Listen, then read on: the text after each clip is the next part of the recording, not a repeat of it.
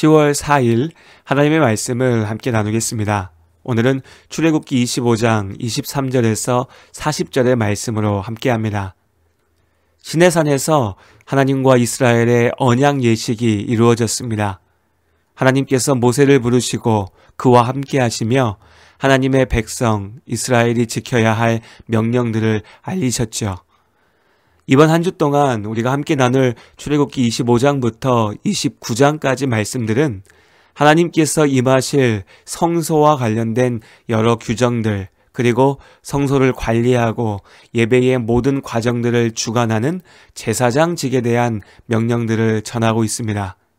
증거궤를 비롯하여 성소 안에 놓일 여러 기물들의 크기는 물론이고 재질과 모양에 이르기까지 구체적인 규정들이 이어집니다. 제사장에 대해서도 의복과 성막 안에서의 절차들을 세밀하게 규정하고 있습니다.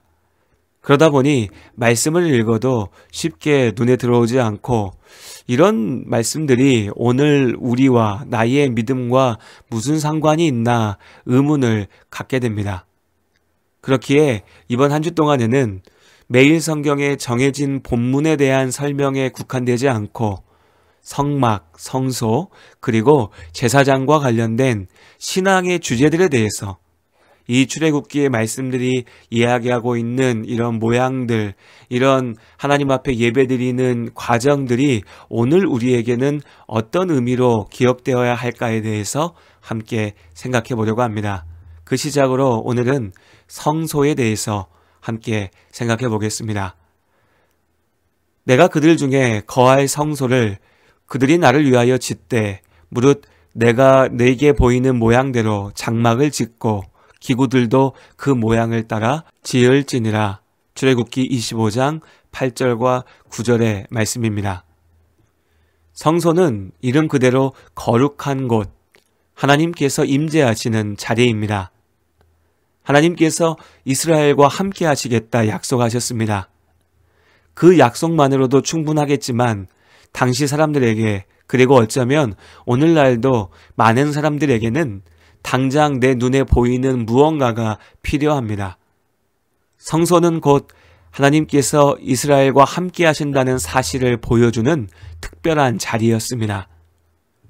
지금 말씀 속에 이스라엘은 시내산 아래에 머물러 있습니다. 그러나 그곳이 그들의 최종 목적지는 아니었죠. 하나님께서 그들을 약속의 땅 가나안으로 인도하실 것입니다. 그러니까 지금 이스라엘은 나그네인 것이죠. 한 곳에 머물러 있을 수 없습니다.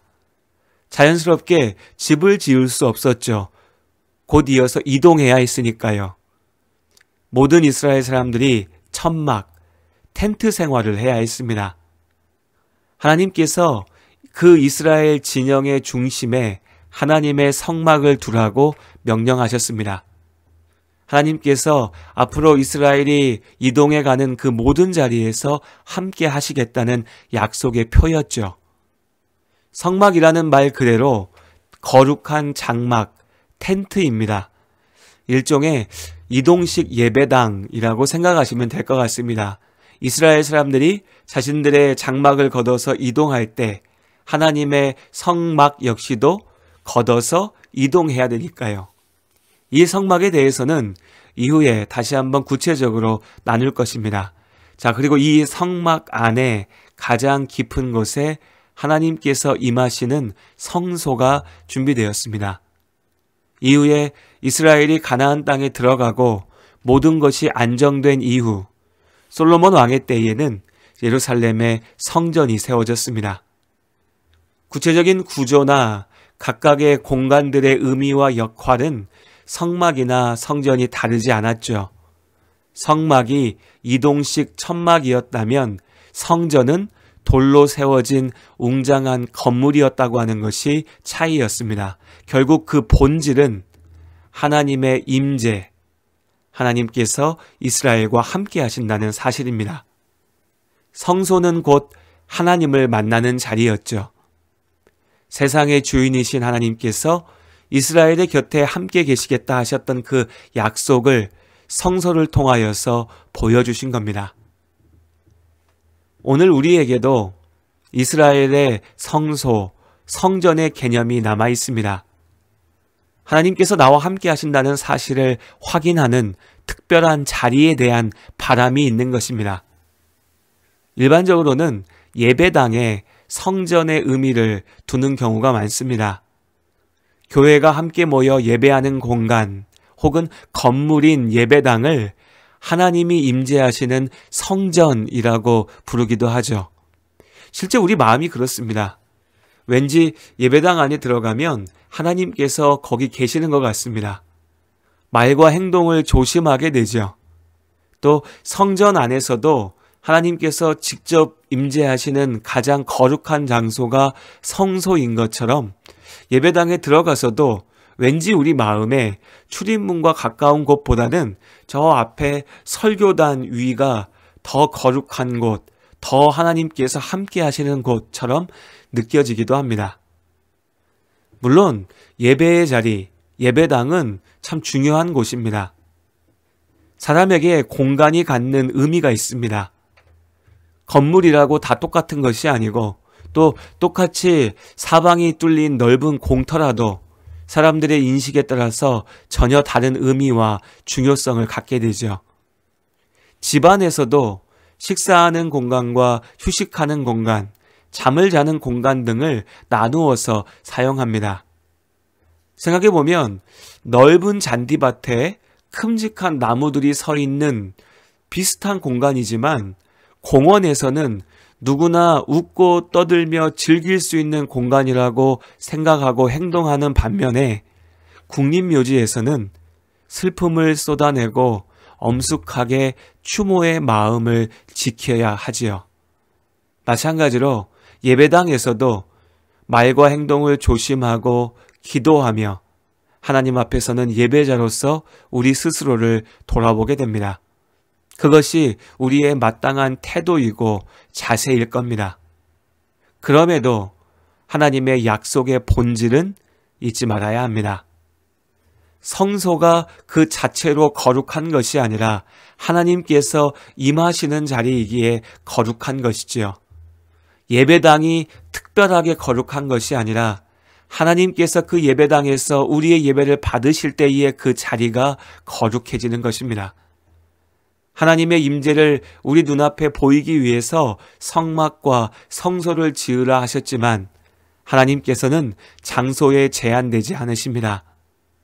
예루살렘 성전을 허무시고 사흘 만에 다시 짓겠다 하신 예수님의 말씀대로 하나님께서는 돌과 나무로 지어진 성전이 아니라 예수님의 십자가 복음을 믿는 그 믿음으로 하나님의 자녀가 된 우리 안에 함께 하십니다. 너희는 너희가 하나님의 성전인 것과 하나님의 성령이 너희 안에 계시는 것을 알지 못하느냐. 고린도전서 3장 16절의 말씀입니다.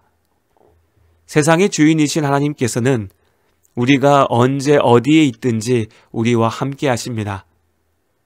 우리의 영과 육이, 우리의 존재가 곧 하나님께서 임하시는 하나님의 자리, 성소가 됩니다. 그 거룩한 임재의 자리를 합당하게 지키는 것이 주의 자녀가 된 우리의 마땅한 책임이겠지요.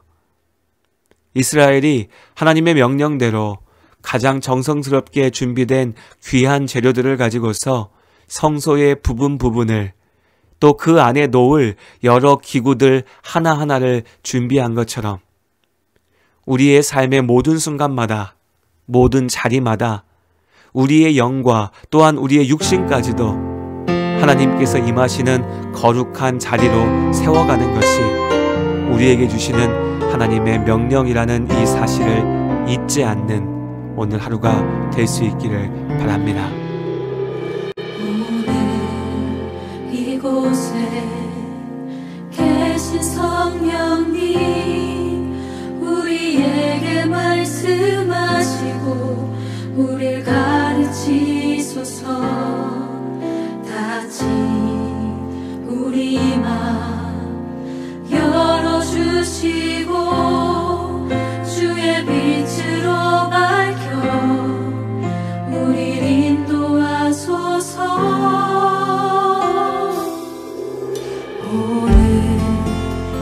이곳에 계신 성령님 우리에게 말씀하시고 우리 가르치소서. 같이 우리 맘 열어주시고 주의 빛으로 밝혀 우리 인도하소서. 주님보다 앞서지 않고 겸손하게 주님의 말씀 기다리니 주님 손에 우릴 드립니다. 사랑으로 인도하소서. 이제 조금 익숙해지셨나요? 우리 다시 한번 앞에서부터 노래하겠습니다. 오늘 이곳에 계신 성령님 이곳에 계신 성령님 우리에게 말씀하신 주님 이 공동체를 주님 가르치십시오. 같이 우리 맘 열어주시고 주의 빛으로 밝혀 우리 인도하소서. 주님보다 우리 맘이 서지 않고 겸손하게 주님의 말씀 기다리니 주님 손에 우리의 존재를 우리 드립니다. 사랑으로 인도하소서. 한 번 더 주님보다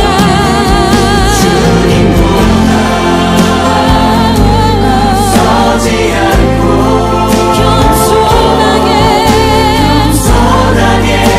주님의 말씀 기다리니 주님 손에 우리 드립니다.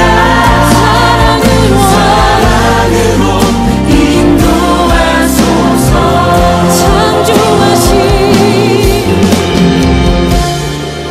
창조하신 모습 떠난 우리를 예수님과 함께 빚으소서.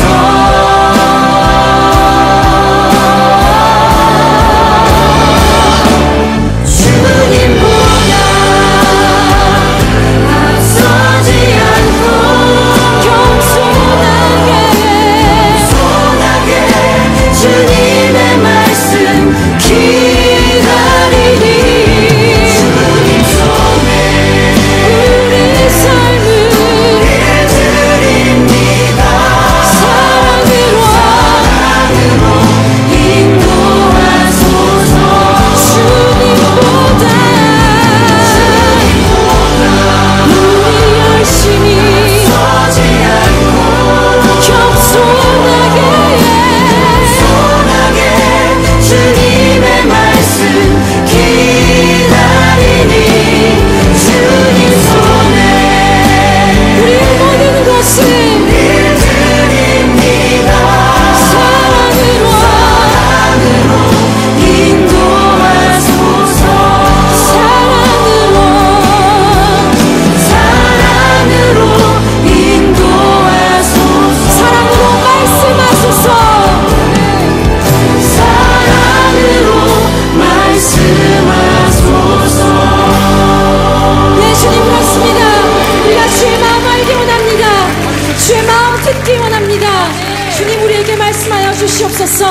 할렐루야.